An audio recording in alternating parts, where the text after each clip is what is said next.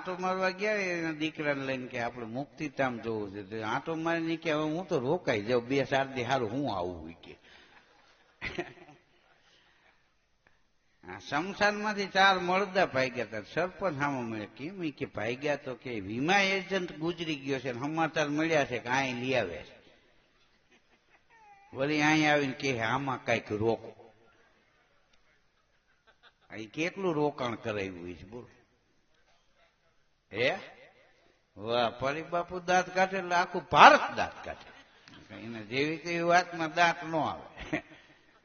હા, કારણ કે તો ભજનાનંદી સાધુ છે. હા, આ હાસ્ય છે ને એ દાંત કોણ કાઢે? હા, જે કરુણાથી ભરેલો માણા હોય એ. હા, હશે એનું ઘર વસે, વસે પછી હશે કે નહીં ભાગ્યની વાત છે. હા, અત્યારે તમે જો આવો હાઈફાઈ યુગ છે ને એમાં બાપુ 45 વર્ષથી 70 વર્ષના બેનું રહ્યા ને એને એક તકલીફ છે. શું તકલીફ છે? કે ઈ વહુ બનીને આવ્યા ત્યારે એની સાસુ એ હાલવા ન દીધું. હવે ઈ સાસુ બન્યા તો વહુ એ હાલવા ન દીધું. હા, લગ્ન થાય તો કે બા તો બાદ છે, અને 15 દી પછી કે બા તો તોબા છે. આ વિચારવા જેવું છે. પણ એનાથી આગળ કે પાનના ગલે પેલા પહોંચે પછી જ દુકાન ખોલે. કોઈ પણ વેપારી આવે ને તો પેલા પાનવાળાની જાય, પાન ચડાવી લે, દુકાન ખોલે. પાનના ગલે પેલા પહોંચે પછી દુકાન ખોલે છે. પાન માવાની મારી પિચકારી પછી છાપું લઈને ડોલે છે. આમ થતા હોય. એક ભાઈ ને કીરે હું ગયો ને તો 2 છોકરા ખજરતા હતા, હુંકારા કરે. મેં કીધું બીમાર થઈ ગયા છે કે ના રે ના, એ કે આ ક્રિકેટ જોવા જ ગયા હતા. તો મેં કીધું ક્રિકેટ જોવા તો એ ક્યાં રહીમાં, પણ કે એની ટેવ ખરાબ. જેમ છોકરું મારે એમ આમ ને ક્રિકેટ પૂરી થાય તો એનું પૂરું થઈ જાય. હા, 2 ભાન થઈ જાય. નટુભાઈ જોશી કેતા આપણે ચલાડા કે અમારે ભાઈ એક્ટિંગ થી જ વાત કરતા કે હું હાલે રમણભાઈ? અરે કે બપોરે હું બહાર નીકળો કે આંટો મારી આવું બજારે, તા ઘેરેથી ફોન આવ્યો કે મહેમાન આવ્યા છે. વળી કે સાયકલ ઉપાડીને આમ કરી કે આમ દઈને ઘોડી ચડાવીને અંદર ગયો, રામ રામ કર્યા.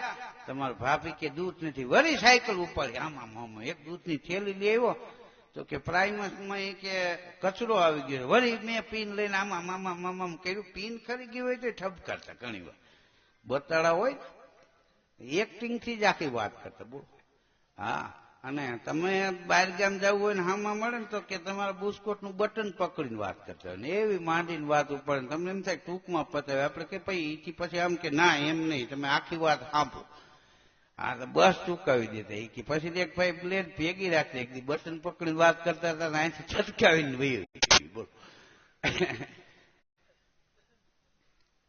પાનના ગલે પેલા પહોંચે પછી દુકાન ખોલે છે. પાન માવાની મારી પિચકારી ગલે બેસીને ડોલે છે.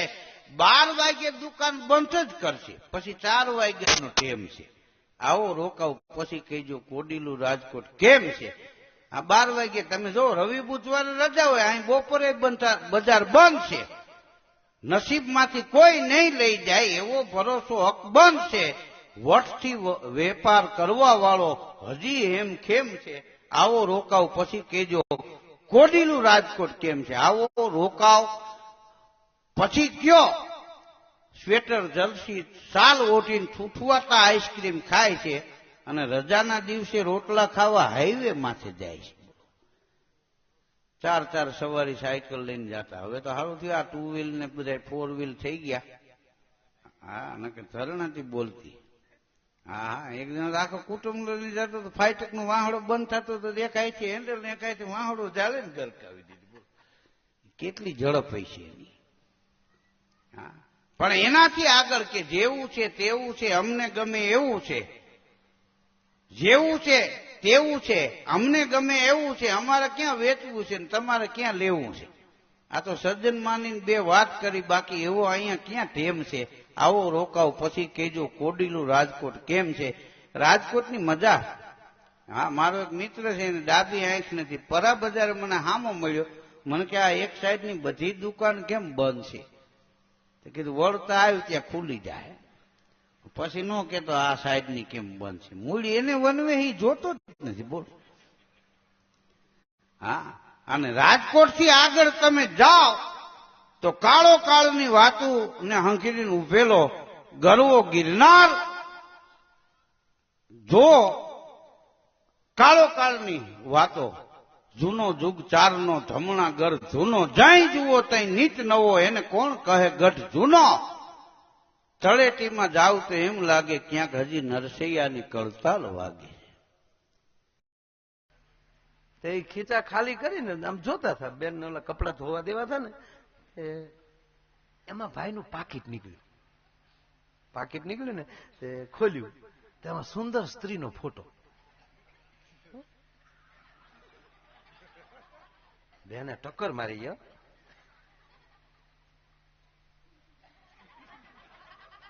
પણ એ બેનનો જ ફોટો હતો. પણ કયો હતો ખબર? 26 વર્ષ પહેલા એનો સંબંધ થયો ને તેથી એ બેને પહેલી વાર જે મોકલ્યો હતો ને એ 35 કિલો વાળો પકડતા હતા. જો ભાઈ શબ્દ આમાં પછી હા એ પહેલી વાર જે આપેલો એટલે બેનને ઓળખવામાં વાર લાગી. પછી કે હું તો ઊંચો હતો. તો પાડોની બેન કીધું, જો તાર ભાઈ જોતો કર કેટલા વર્ષ 26 વર્ષ પેલા મેં આપ્યો હતો. લે બેન મને પાકું હોય છે, કેટલી મને હાશવી લે ફોટો આમાં જોતો કરી.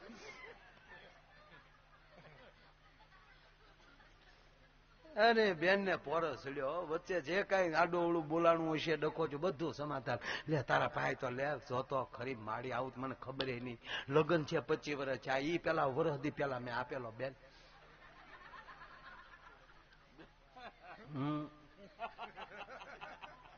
અરે માડી એટલા બધા મને હાસ રહી તો મને અત્યારે ખબર પડી બેન. મને તે વાર એને ફોટો આપ્યો હતો તેની માથે દેહ પોદરો કરી દીધો. મને તો ગયો હાવ.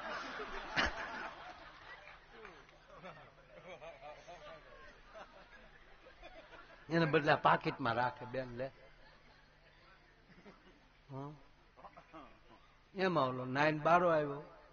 એટલો માભામાં જ રેવાય, પછી બહુ ખોલાવાય નહીં. પણ બેનનો નો સ્વભાવ. ઓલો જમવા બેઠો, જમાડ્યા પછી કીધું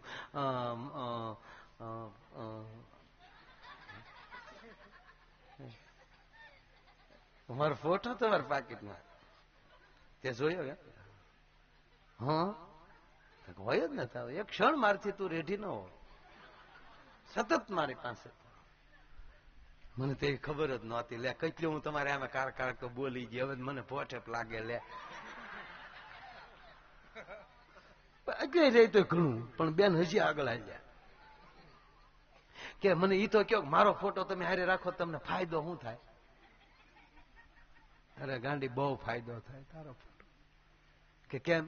ગમે એટલી મારી ઉપર મુશ્કેલી આવે ને બીજી, અને મુશ્કેલી વખતે તારો ફોટો જોઈ લઉં ને તો બધી મુશ્કેલી નાની નાની લાગે.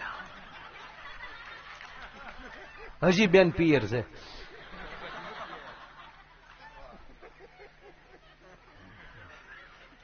બહુ ખોલવું નહીં.